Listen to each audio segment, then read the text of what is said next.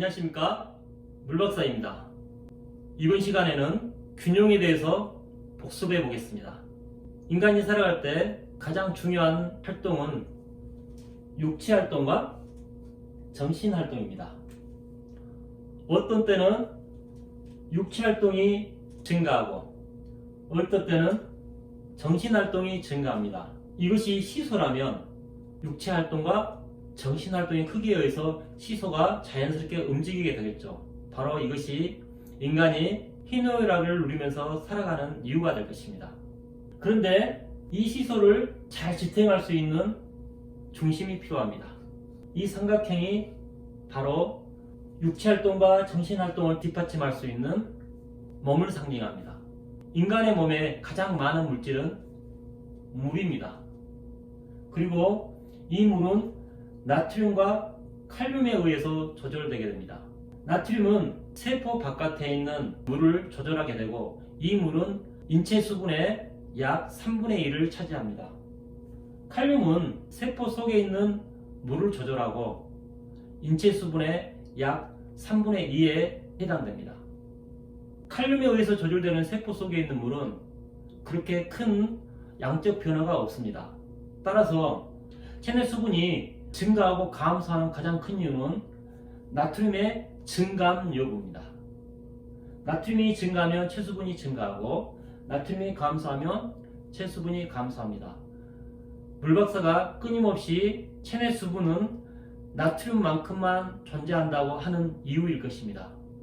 체수분을 잘 관리하기 위해서는 나트륨의 공급원인 소금을 매우 잘 먹어야 됩니다. 그리고 소금 먹은 만큼 물을 마셔야 됩니다. 하지만 아무리 소금과 물을 균형 있게 잘 먹더라도 몸에 물이 채워지는 것은 아닙니다. 그것은 물을 담을 수 있는 용기가 필요합니다.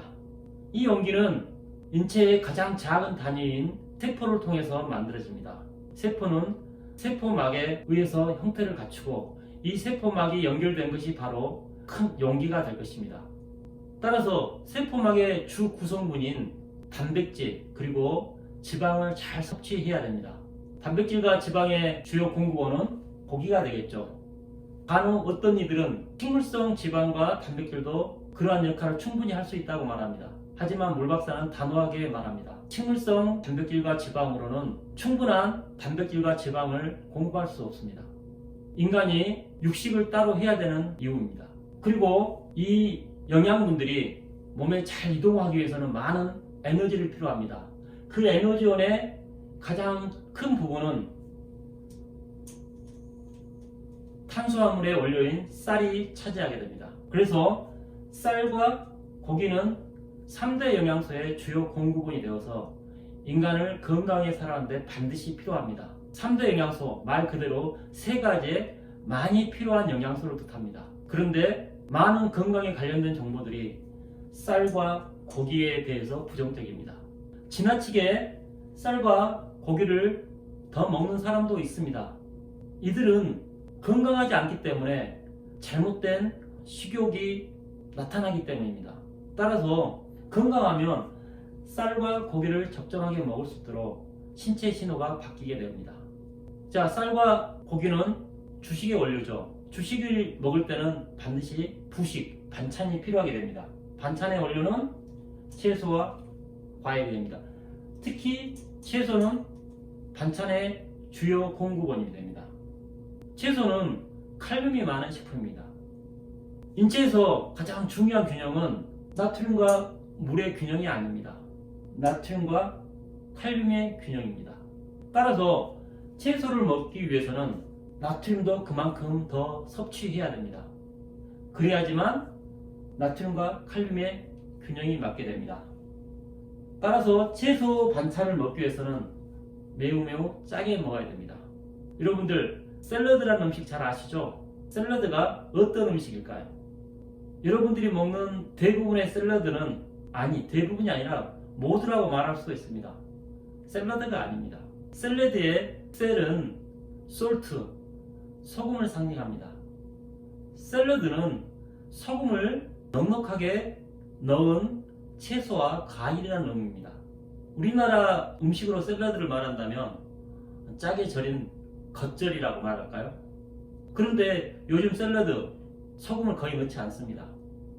채소와 과일에 소금을 충분히 넣어 먹는 것은 바로 나트륨과 칼륨의 균형을 위해서 필요한 것입니다. 채소는 부식이라고 말했죠. 이 부식은 많이 먹을 음식이 아닙니다. 반찬을 짜게 요리하게 되면 채소를 많이 먹지 않게 됩니다. 자연스럽게 쌀, 고기, 채소, 소금의 균형이 맞게 되는 것입니다. 그런데 건강에 관련된 정보에 채소와 과일을 주식처럼 먹으라 하는 그런 정보들이 너무나도 많습니다.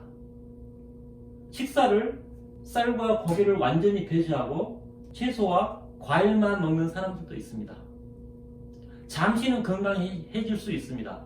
하지만 3대 영양소가 결핍된다면 인체는 그것을 확보하기 위해 몸에 있는 근육, 지방을 소비하게 될 것입니다. 그래서 채소, 과일만 먹게 되면 인체에서 가장 중요한 영양소 중에 하나인 근육을 심각하게 잃게 될 것입니다. 자, 음식을 소금을 넣어 충분히 짜게 요리를 하게 되면 과거보다 소금을 더 먹게 되겠죠. 그러면 자연스럽게 물을 더 마실 수 있도록 신체 반응이 바뀌게 됩니다. 하루에 물 한 잔도 마시기 힘든 사람이라면 내가 너무 싱겁게 먹고 있구나, 또는 짜게 먹더라도 음식을 적게 먹어서 소금 섭취가 적구나, 이렇게 생각해야 됩니다. 한국 사람들은 대부분 다른 나라보다 한국 음식이 짜다고 생각합니다. 하지만 그렇지 않습니다. 다른 나라에 가서 음식을 먹어보세요. 한국 음식 정말 싱겁다는 것을 확인할 수 있을 것입니다. 김치 싱거운 음식 아닙니다. 젓갈, 된장, 짠 음식 먹는다고 말합니다. 하지만 젓갈과 된장 가지고만 반찬으로 먹는 사람들 그렇게 많지 않습니다.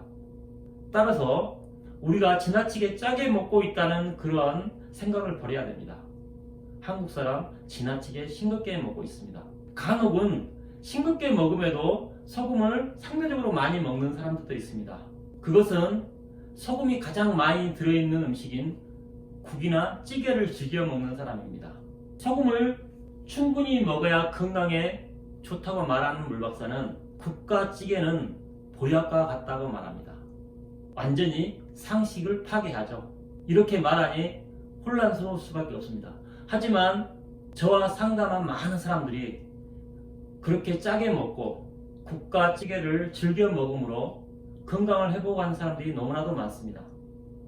저는 블로그 활동을 약 8년 이상 하였는데 블로그를 통해서 1대1로 상담한 사람들이 약 3,4천 명 가량 됩니다. 그들이 모두 다 건강해진 것은 아닐 것입니다.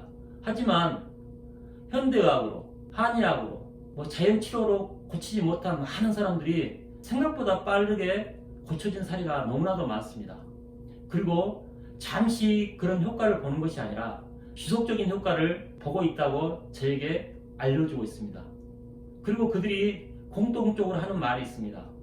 물박사의 주장들은 실천하기가 너무나도 간단하고 또한 돈이 들지 않고 불편하지 않아 좋다고 말합니다. 건강은 누구나 누릴 수 있는 축복입니다. 따라서 복잡할 수 없습니다. 돈이 많이 든다면 가난한 사람은 건강할 수 없지 않습니까?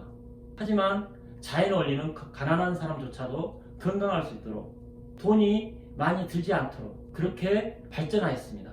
따라서 여러분들이 정말 건강에 많은 투자를 함에 있어도 건강하지 않다면 오늘 이 영상에서 설명한 것처럼 내가 어떤 부분에서 균형을 깼는가를 살펴보아야 됩니다.